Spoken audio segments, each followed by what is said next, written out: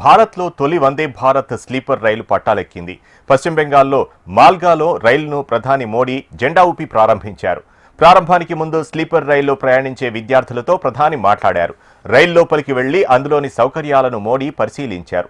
పశ్చిమ బెంగాల్లోని హౌడా, అస్సాంలోని గోహటి మధ్య రైలు రాకపోకలు సాగిస్తుంది.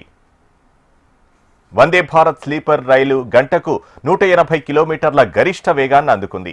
రైల్వే భద్రత పరీక్షలు జరపగా రైలు ఈ వేగాన్ని చేరుకుంది. వందే భారత్ స్లీపర్లో రైల్లో 16 కోచ్లున్నాయి. ఆకర్షణీయమైన ఏసీ స్లీపర్ బెర్తులు, అధునాతన సస్పెన్షన్ వ్యవస్థ, నిప్పును గుర్తించే వ్యవస్థలు, సీసీటీవీ నిఘా ఉన్నాయి. విమానంలో ప్రయాణించిన అనుభూతి కలిగించేలా సౌకర్యాలున్నాయి. వందే భారత్ స్లీపర్లో కనీస ఛార్జ్ 960 రూపాయల నుంచి ప్రారంభమవుతుంది. ఆర్ఏసీ, వెయిటింగ్ లిస్ట్ వంటి వాటిని ఇందులో అనుమతించరు.